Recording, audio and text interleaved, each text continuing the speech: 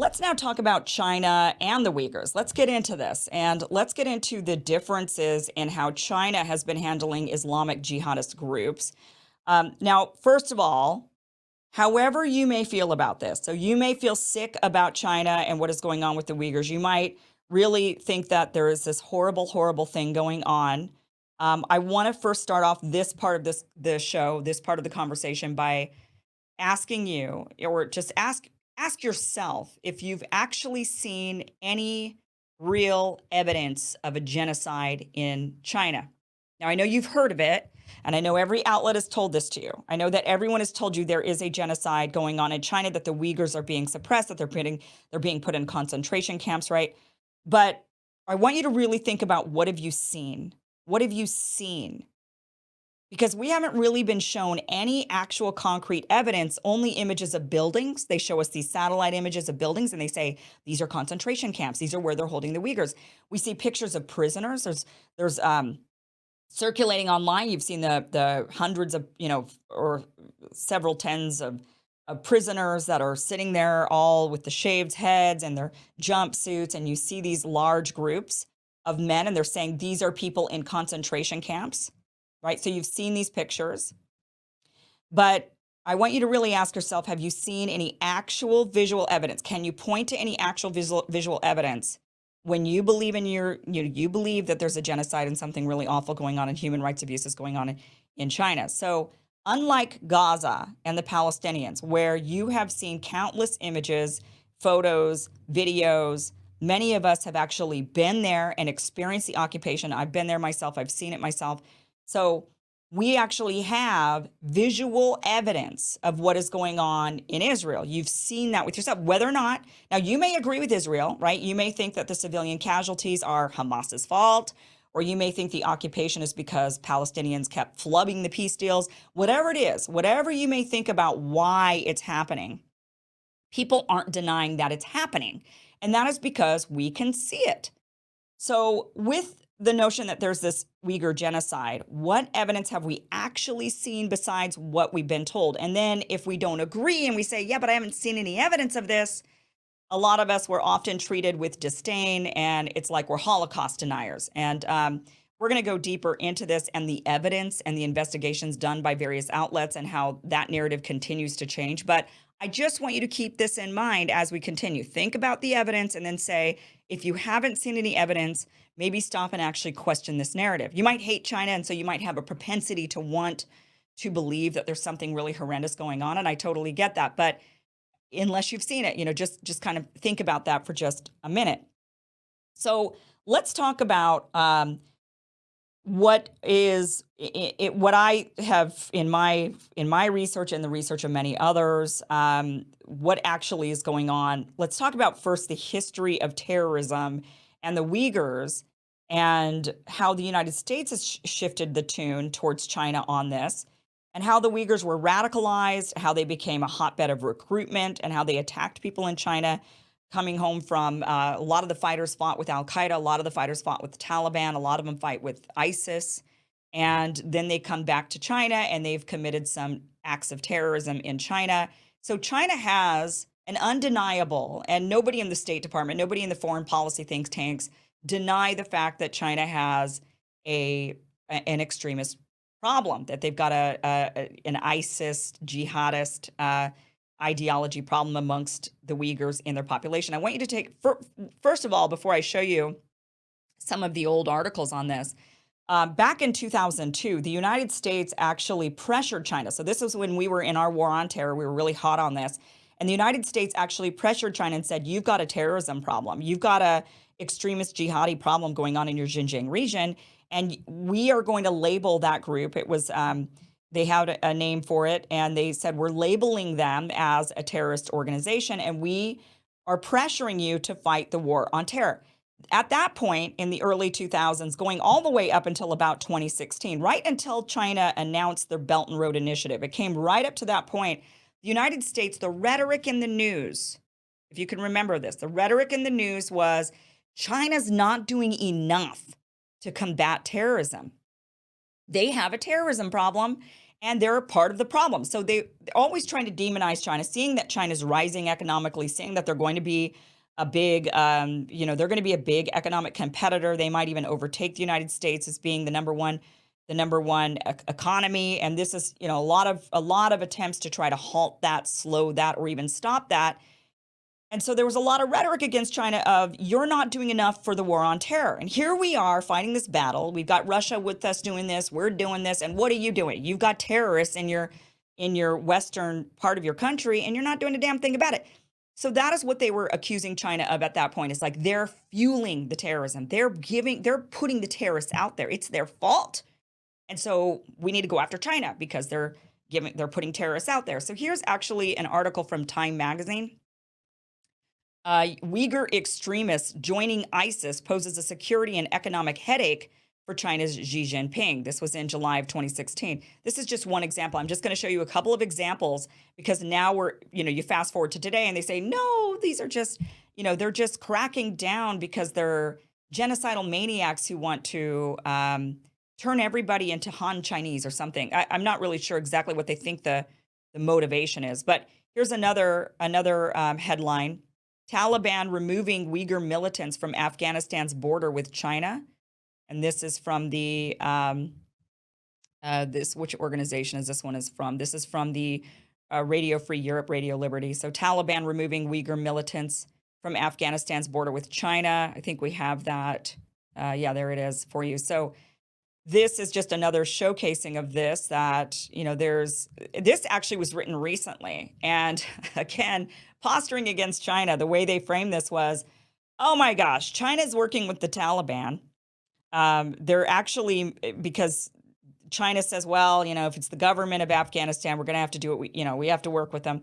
So they've been working with the Taliban, acknowledging them as the government of Afghanistan. And they've been saying to the Taliban, look, we got a lot of Uyghurs in the Taliban, and that's a problem for us. And so if you want us to recognize you, if you want us to do business with you, if you want us to treat you like a legitimate government, you're going to have to help us move those Taliban Uyghurs from the China border, like get them off of the border, put them more into Afghanistan, move them inland, but we don't want them at our border. We don't want them fighting us.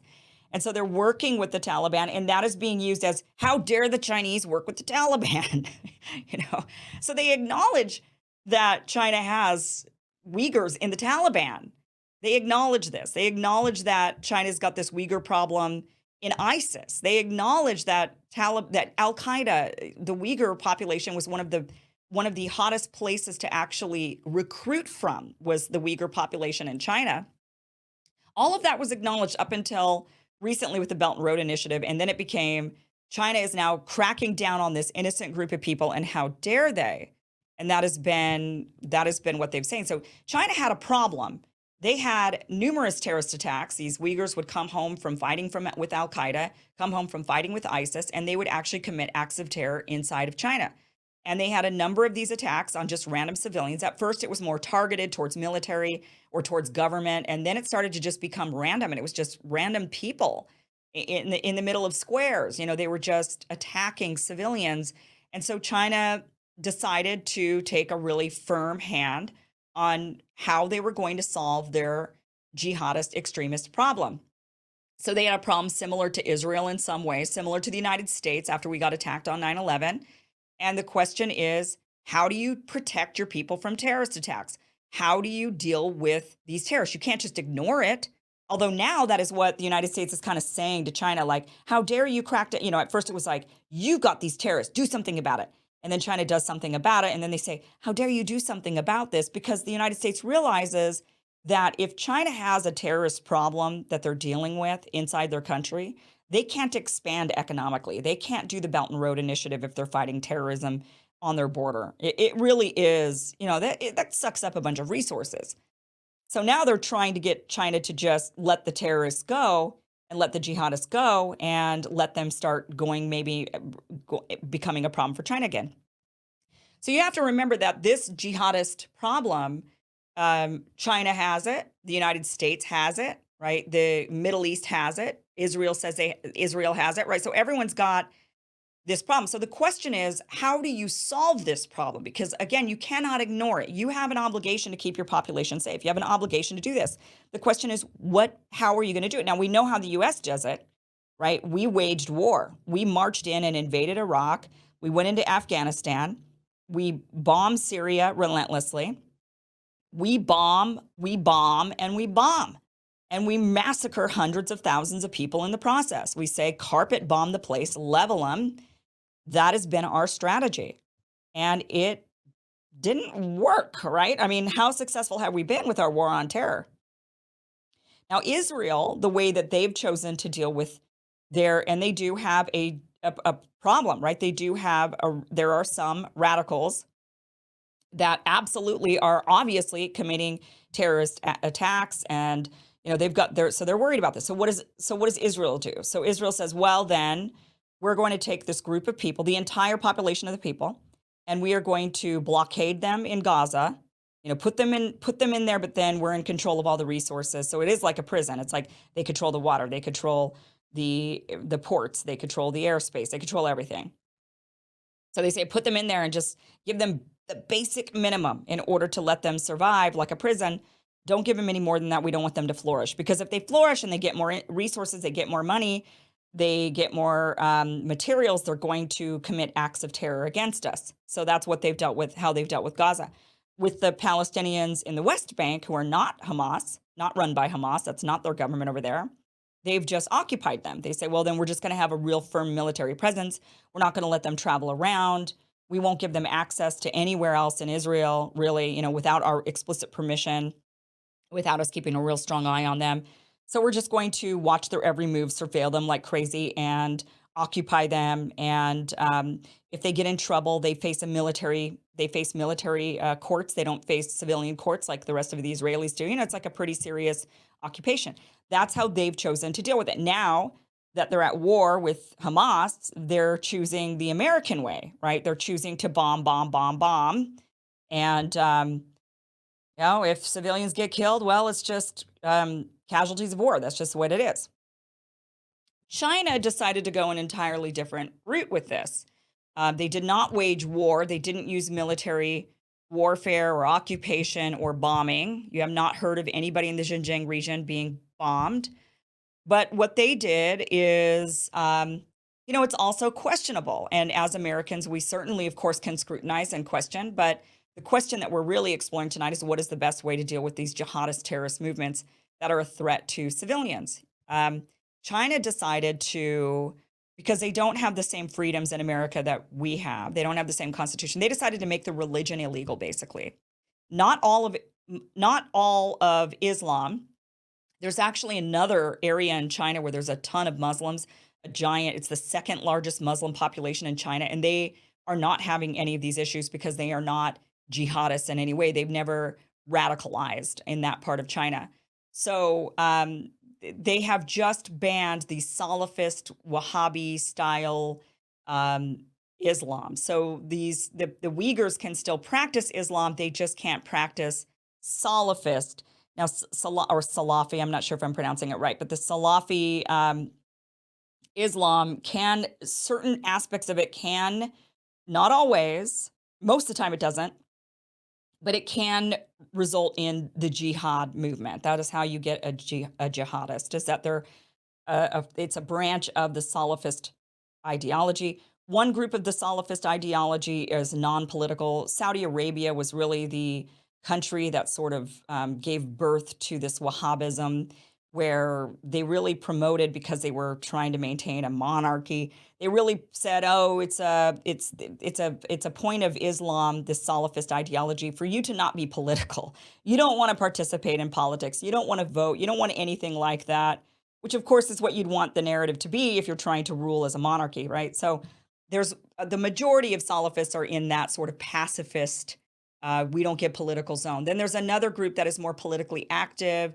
They want Sharia law. They want, they want that in their lives. They want more religion in their government. And then there's the third group, and it's a smaller group, but it is the jihadists, the ones that want to fight for this. They believe that not only should areas be ruled by Sharia law, but they believe that they should have to fight for it. They believe violence is the way to get there. Now, or Salafi, I'm sorry if I'm saying it wrong, but that type of Islam is already a minority type of Islam. And then, it's like a fraction of Muslims actually practice that form of Islam. And then of that fraction, there's another fraction that are jihadists. So it's a fraction of a fraction. So this is a really small group, but they're violent, so they're scary. So China decided to make all of basically Salafi style Islam illegal. If you showcase anything that looks like you are in that way, you're growing the beard, you're reading from, the imam is coming from a certain ideology that's practicing that mosque, they will shut that mosque down. So they basically made the religion illegal, aspects of the religion and any showcasing of the religion illegal. They then rounded a lot of them up. Yeah, they rounded a bunch of them up. I'm sure a lot of them were guilty, but I'm sure a lot of them weren't guilty. They were just believing a certain religion, and they rounded them up. They imprisoned them. And the ones that they thought, okay, I think they're fine, I think that they're not going to be a real problem, they then gave them vocational training. A lot of them, especially the women, they'd give them vocational training, and they'd move them to other parts of the country to kind of disperse the people with this ideology, to kind of, rather than allowing them to continue grouping, they moved them around the country, gave them a lot of opportunity and work. And that is how they did it. Meanwhile, they also built up their poor communities. They also stopped having the schools in the area just teach the Uyghur language. They said, you've got to learn Mandarin Chinese. We are a Chinese country. If you want opportunities in the rest of mainland China, you need to be able to speak, read, and write the language.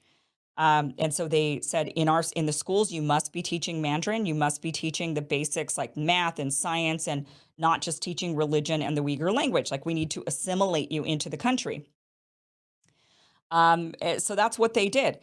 Al Jazeera did a piece on this, and in the piece, they said, is China changing its policy towards Uyghur Muslims? Because in the beginning, they mostly just rounded them up and put them in re-education camps, like prison camps, essentially, re-educating them. My grandfather, by the way, after the Vietnam War, was in one of these for 4 years. Not in China, but in Vietnam. It's kind of a thing that's done, and that was, he was in one of those in the 70s. But they go into these camps, and they're supposed to be re-educated, and they're trying to deprogram you or brainwash you into, thinking how the government thinks.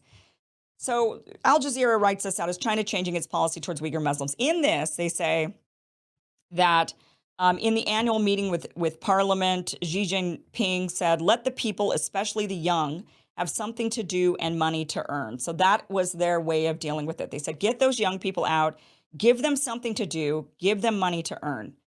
That is how we're going to deal with it. Rather than them going and joining these jihadist groups, thinking that this gives them purpose in life, give them a different purpose in life. That's what they decided to do. China's urged private companies to invest in Xinjiang, and for the majority of Han Chinese population to mingle more with the Uyghurs. So they also encouraged a lot of immigration from the mainland Han Chinese population into the Uyghur population, and said, we need a mix. We need a mix. We need a mingle. They actually encouraged interracial, marriages. And they've done a lot to try to mix and mingle everybody in. So back to the idea of a genocide. Now, you might disagree, right? You might disagree with the way China has decided to deal with this, but rather than bombing, rather than occupying, rather than blockading, they're saying, okay, we just got to take the ideology out of them, give them a bunch of opportunity, intermix them with all the people, and we'll see what happens. It has seemed to work. And also, there are still a lot of people in prison in China. There are still a lot of these Uyghurs who have remained in prison, and China says because they won't change their ideology, and we can't let them out. And it's against the law in our society. So they're not treated. So the Palestinians, you have to remember, they're treated differently because they're not under the Constitution or the basic laws of Israel. So they're under military law. So if they do something wrong, they face a whole different legal structure that really runs, military law can change whenever it just feels like changing, unlike an actual constitution or actual basic laws. These Uyghurs in China are actually under the laws of China. So they are still treated to the same laws and the same rights that any other Chinese citizen would be given if they were incarcerated. So in China, they said, we have just made this religion illegal. Now, you could disagree with that, of course, but that's what they decided to do. We made it illegal. They practiced the religion. They committed the crime. So now they're in prison. They won't change. They've told us they're not going to change. We don't think that they've really truly changed their ideology. So we're keeping them here. You might disagree with that. That is fine. That is just the way that they're dealing with their jihadist issue. Now, one way that I want to prove this is all the Muslim nations, none of them have condemned China on how they're going about this jihadist problem. And a lot of people then say, well, that is because they're bought off. There was actually Imran Khan had made numerous statements saying, I don't disagree with the way China's doing it. China's doing what China should do. This is the right way to go about de-radicalizing people. And everybody accused Imran Khan of being bought off by the Chinese because China had done a lot of business with Pakistan, got them out of a lot of financial trouble. And so they're saying, well, because China's going around doing these business deals with these countries don't want to talk bad about China because they want to stay on their good side because of these business deals. Fair enough, fine. But take a look at this. This is from the, I don't think you'll be able to see this, but this is just from the Foreign Policy Research Institute. So this is like, they're going after China saying, well, China's, they're definitely committing all these human rights abuses. Here's one section from that. They said Muslims in general and Muslim states in particular have shown little interest in the plight of the Uyghurs. But one would have expected the jihadis. So this is where it gets interesting, because maybe you could say, well, they bought off the governments because they're doing all these business deals. But what about the jihadis? So one would expect the jihadis, with their emphasis on helping Muslims under duress wherever they are, to show greater interest in events in Xinjiang. Surprisingly, despite an ideology that requires attention to the Muslim Uyghurs and the potential to score points in Muslim public opinion worldwide, jihadis have been largely quiet about the Chinese concentration camps and brutal repression of fellow Muslims.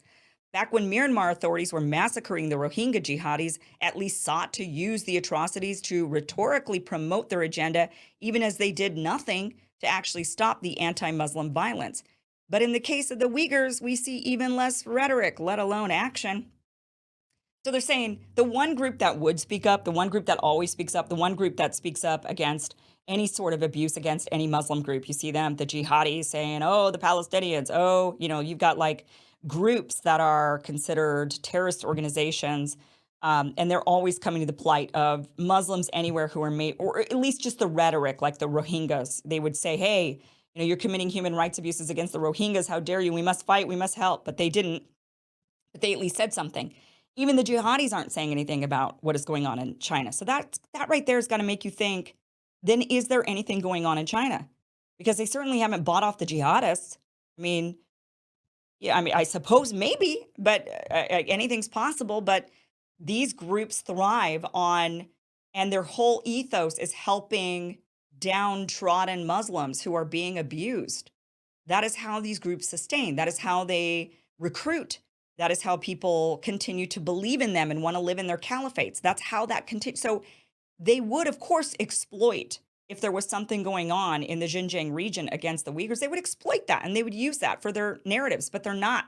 So maybe the reason why they're not is because maybe that's not exactly what is going on. In fact, AP News did an investigation on the ground. This came out just a couple of years ago, or maybe even last year. In fact, I want to say, I remember when this came out almost. Let me because when I was co-hosting Rising on the Hill, and I was sitting there with my two co-hosts, and I mentioned the Uyghurs, and I said, well, there's not really a genocide going on with the Uyghurs. We haven't seen any evidence of this. And my co-hosts were both appalled, both from the left and the right, appalled, and basically called me a Holocaust denier. And then literally the very next day, this piece comes out from AP where they're like, well, the razor wire that once ringed public buildings in China's far northwest Xinjiang region is nearly all gone. Gone, too, are the middle school uniforms in military camouflage and the armored personal carriers rumbling around the homeland of the Uyghurs, because they had a lot of military presence there looking, or police presence looking for potential jihadists. Gone are many of the surveillance cameras that once glared down like birds from overhead poles and the eerie eternal wail of sirens in the ancient Silk Road city of Kashgar. Uyghur teen boys, once a rare sight, now flirt with girls over pounding dance music at rollerblading rinks because the real staunch jihadist movement, they don't do that. They're not allowed to mix with the women. They can't go and dance. They can't listen to that music. They can't go rollerblading and flirt with girls. One cab driver blasted Shakira as she raced through the streets 4 years after Beijing launched a brutal crackdown that swept up to 1 million or more Uyghurs, which has never been proven that number. We don't know. I mean, they just said, yo, here's buildings and there's 1 million people in there, we swear. They said its control of Xinjiang has entered a new era. Chinese authorities have scaled back many of the most draconian and visible aspects of the region's high-tech police state. The panic that gripped the region a few years ago because of the terrorism attacks and also the rounding up of people has subsided considerably, and a sense of normality is creeping back in. But there is no doubt about who rules, and the evidence of the terror of the last 4 years is everywhere. So this piece, they tried to couch it. They were like, well, there was this real bad terrorism. We know it. There was this the real bad genocide going on. We know this. But, and there's just semblance of the evidence. But now all that's gone and everything's normal. Okay, so let's say they did do this. Let's say they did have this. And by the way, also the other thing that keeps happening is the narrative continues to change. So it went from, it's a genocide. They're killing off the Muslim people. They're rounding them up. They're putting them in these prison camps, and God knows if we'll ever see them again. Then when there was no evidence of this, you didn't see mass, I mean, in a Holocaust like that, in a genocide like that, you're going to see, like the Rohingyas, you're going to see hordes of people running to the border. You're going to see people getting the hell out of there. That's just how that happens. People aren't going to sit around and wait to be rounded up and massacred. They are going to try to get out with their lives. And we didn't see that ever. Not once did we see that. So, so then the narrative had to change, and they said, okay, well, it wasn't actually a genocide like that. It was a cultural genocide. And this is where this new term comes in. Cultural genocide. They're erasing their culture. They're erasing their language, their culture, even though the language is everywhere on all the signs. It's double. It's Mandarin and the Uyghur language everywhere they go. But they were saying it was a cultural genocide. I agree with this, I suppose, in a way, in that China absolutely eradicated the Salafist jihadi culture, or even just the Salafist culture that could lead to jihadi.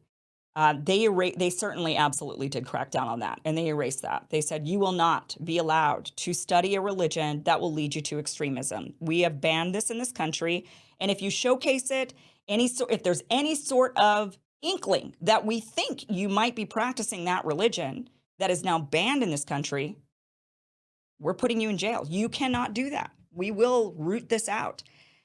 And that is how they chose to do it. And then according to this AP, and according to many of the American businesses that are operating in Xinjiang, but you've got a lot of people saying, you shouldn't be there. You should get out of there. How dare you operate factories in the Xinjiang region? Like, how dare you give these people who were oppressed and poor jobs and prosperity and the ability to make money? How dare you do that? Get out of there. Get out of there. Leave those people poor. Give them no opportunities. I mean, that's basically what a person is saying when they say, we want you to boycott the Xinjiang region. We want you to boycott goods coming out of this region. We want you to boycott setting up businesses in this region. All you're doing is hurting the people who live there. That's all you're doing. You're not actually harming anybody but them. You're making it worse, so it's a bad idea. That's why sanctions are a bad idea. So, so this is how China chose to do it, and clearly, apparently, it worked, I guess. I mean, AP is saying, well, there was a genocide going on here, but now everything looks okay. There's no barbed wire. Kids are laughing and rollerblading, but there was this horrible genocide here. Okay, so and also I want to show you this, the State Department, they kept trying to say there's a genocide after Mike Pompeo was saying there's a genocide. And Trump's administration said there was a genocide. The Biden administration has affirmed this, so they're in agreement. But here's State Department lawyers conclude insufficient evidence to prove genocide in China. They say, we swear there's one going on. We don't have any evidence of it, but we swear it's happening. We know it's happening, but we don't have any evidence. Okay. So this leads me to, look, it maybe worked. And maybe this is an option for other places that are looking to root out terrorism. Maybe rather than bomb, bomb, bomb, bomb, bomb, kill, kill, kill, bury under rubble, blockade, occupy, make people miserable. Maybe there's a different way. And maybe China figured it out. And maybe our governments don't want to admit that. I mean, that's a real possibility. And if that's the case, then that is a crime. It is an absolute crime. If they figured it out and they were able to root out jihadism in their culture, if they were able to do it in a humane way that didn't cause the loss of children's lives buried under rubble, maybe that is a way we should be looking into. Now, you could disagree with China's methods. I certainly wrestle with it because I like remaining consistent in my views and I believe in freedom of religion. But I'm also privileged and I don't live near a growing caliphate. I also believe in not imprisoning people unless they've committed an actual crime. And although China did criminalize behaviors and beliefs, and so they technically could incarcerate these people and say, well, you broke the law. I have an issue with it because I'm a freedom-loving American. But I also can understand the value in assimilating people. Sweden made certain Islamic customs illegal in an effort to assimilate the immigrants that they brought into their country. And I know it is tough to know where to draw the line, but I think these are the types of debates and discussions we should be having in our Western democracies, rather than debating whether or not it's moral when to bomb terrorists and whether or not those bombs kill kids.